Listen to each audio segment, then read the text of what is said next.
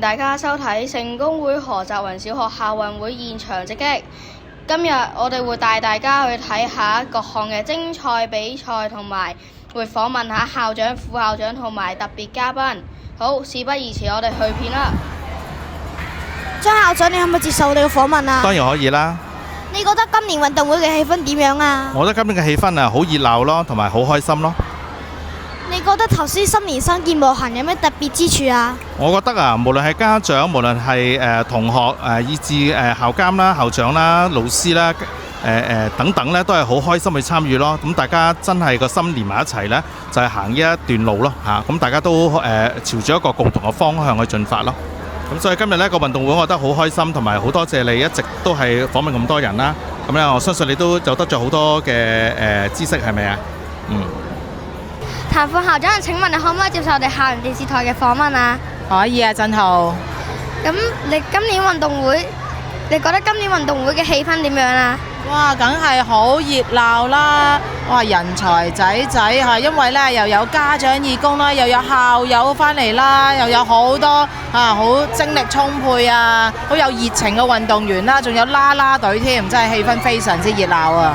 咁今年運動會咁多項目入邊，你最中意邊個項目最吸引你啊？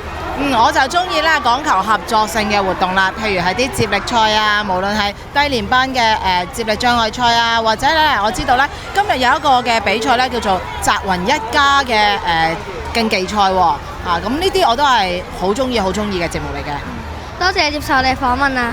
好，唔使客氣。劉副校長早晨。仁惠早晨。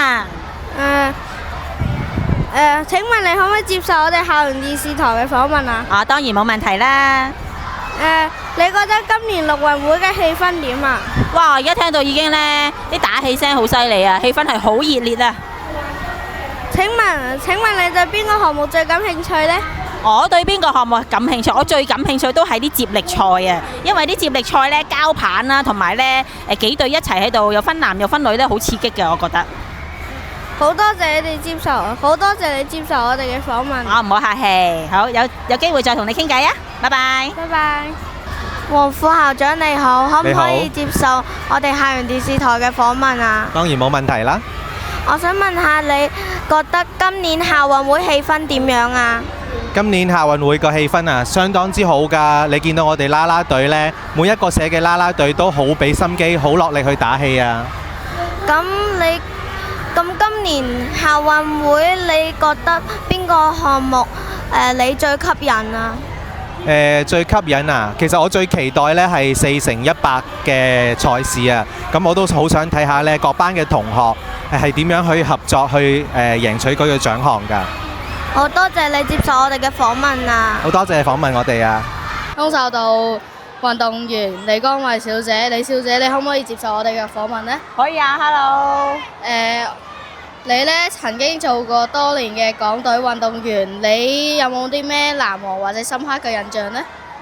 最難忘、最深刻嘅印象呢，一定係呢，因為我係空手道運動員啦，咁我要着空手道袍㗎嘛，係咪？咁我就孭住個港隊章，要代表香港去參加。我好記得我當年呢第一次參加比賽呢，打東亞嘅空手道錦標賽啦。咁嗰陣時我係第一次代表香港去比賽，但係呢就要對主辦國喎，對日本喎。咁係咪幻想到好緊張啊？嗰個深刻嘅感覺啦。